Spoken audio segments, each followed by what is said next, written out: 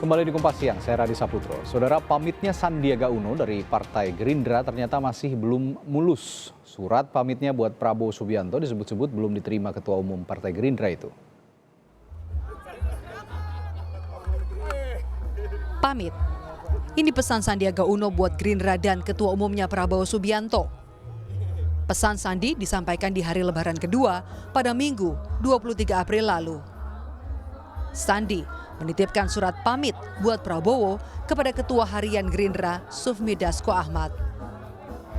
Mudah-mudahan tentunya di momen Lebaran ini kita bisa terus mempererat silaturahim, dan tadi juga sudah mohon pamit, dan mudah-mudahan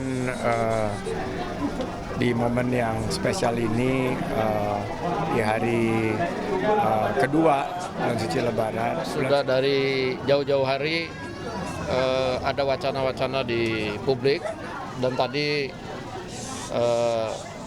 Pak Sandi juga sudah menyampaikan beberapa hal, terutama permintaan maaf kepada Ketua Umum, dan tadi juga sebelum pamit sudah menyampaikan satu buah surat, saya belum buka tapi isinya, dan di momen Hari Raya Idul Fitri ini kami sudah bermaaf-maafan. Tapi selang 2 hari kemudian, surat pamit Sandi kata Prabowo belum diterimanya.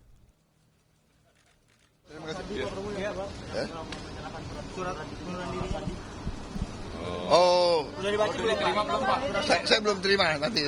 Ini Lebaran, lagi Lebaran ya, santai aja, ya kan nggak apa-apa. Sebelumnya, keputusan Sandi keluar dari Gerindra disesalkan Sekretaris Jenderal Partai Gerindra Ahmad Muzani. Kemudian ketika loncatan itu dimaksudkan untuk menggapai posisi baru, karena di posisi yang lama dia tidak merasa mendapatkan seperti yang diharapkan, tentu itu bukan bentuk syukur dan terima kasih yang ditunjukkan selama ini. Pak Prabowo katanya mentornya, Pak Prabowo katanya guru politiknya, Prabowo katanya pemimpinnya, kata Pak Prabowo katanya seniornya, tapi penghormatan kepada mentor, pemimpin, tokoh politiknya dengan cara seperti itu, tentu itu bukan sebuah kepatutan yang bisa dicontoh, itu bukan etik yang bisa diteladani. Sandiaga Uno selama menjadi Wakil Ketua Dewan Pembina Partai Gerindra telah menjadi Wakil Gubernur DKI, berpasangan dengan Anies Baswedan yang menjadi gubernur.